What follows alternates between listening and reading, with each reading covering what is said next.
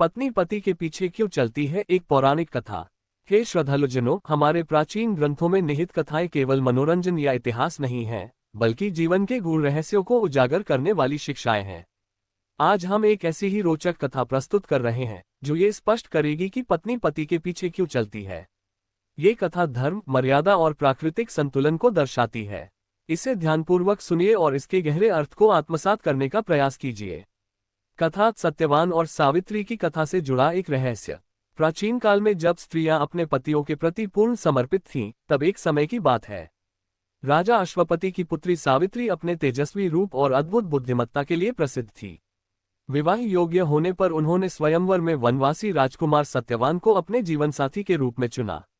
यद्यपि नारद मुनि ने बताया कि सत्यवान अल्पायु है, फिर भी सावित्री ने अपने निश्चय को नहीं बदला और उनसे विवाह कर लिया। विवाह के पश्चात सावित्री ने पति के साथ वन में रहना स्वीकार किया और अपनी सास और ससुर की सेवा करने लगी। वह पूर्ण निष्ठा से अपने पति का अनुसरण करती थी। वह हमेशा सत्यवान के पीछे चलती थी, न केवल सामाजिक परंपरा के कारण, बल्कि इसके पीछे एक महत्वपूर्ण आध्यात्मिक और दार्शनिक कारण था। पत्नी के पीछे चलने का कारण। एक दिन जब ऋषि नारद और अन्य मुनि वन में भ्रमण कर रहे थे, तब सावित्री उनके दर्शन को गई। नारद मुनि ने देखा कि वह सदैव अपने पति के पीछे चलती है। ये देखकर उन्होंने सावित्री से इसका कारण पूछा। तब सावित्री ने उत्तर दिया, हे मुनिवर, न केवल परंपरा बल्कि यह भी सत्य है कि पति गृहस्थ जीवन में स्त्री का संरक्षक, मार्गदर्शक और रक्षक होता है। जब वह आगे चलता है तो पत्नी को ये सुनिश्चित करना होता है कि वह सही मार्ग पर है और किसी विपत्ति में नहीं पड़े। इस पर नारद मुनि ने एक और रहस्य उजागर किया। हे देवी सावित्री, ये केवल सांसारिक कारण नहीं है। जब ब्रह्मा जी ने सृष्टि की रचना की, तब उन्होंने स्त्री और पुरुष को पूरक बनाया। पुरुष को आगे इसलिए रखा गया ताकि वह मार्गदर्शन कर सके, और स्त्री को पीछे इसलिए रखा गया ताकि वह उसकी रक्षा कर सके और जरूरत पड़ने पर पति का मार्गदर्शन कर सके। ये सुनकर सावित्री मुस्कुराई और बोली, हे मुनिवर, यदि पति संकट में पड़े तो पत्नी उसका सहारा बनती है। मैं पति के पीछे इसलिए भी चलती हूँ ताकि यदि कोई संकट उनके सामने आए तो मैं उसे देख सकूं और समय रहते उसका सामना कर सकूं। यमराज का दर्शन और पत्नी के धैर्य की परीक्षा। समय बीता और वह घड़ी आ गई जब सत्यवान का जीवन समाप्त होने वाला था। एक दिन वह लकड़ियां काट रहे थे, तभी अचानक वे अचेत होकर गिर पड़े। यमराज स्वयं उनके प्राण हरने आए। सावित्री ने तुरंत उनका पीछा किया और पति के पीछे पीछे चलते हुए यमराज के पास पहुंची।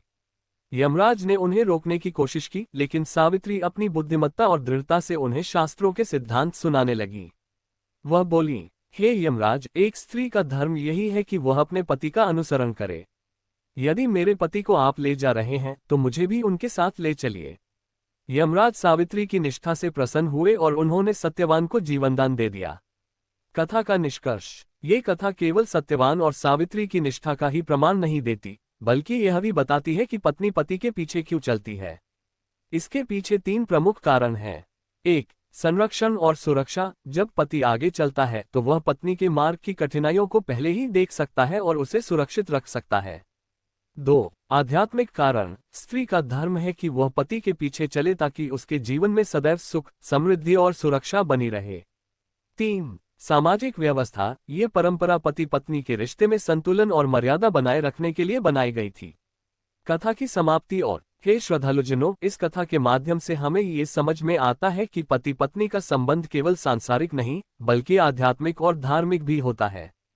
पत्नी पति के पीछे इसलिए चलती है ताकि वह न केवल उसका अनुसरण कर सके, बल्कि आवश्यक समय पर उसे संभाल भी सके।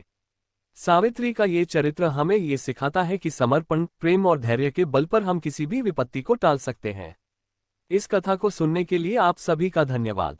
हमें अपने जीवन में इन शिक्षाओं को अपनाना चाहिए और अपने रिश्तों को आदर्श रूप में जीना चाहिए।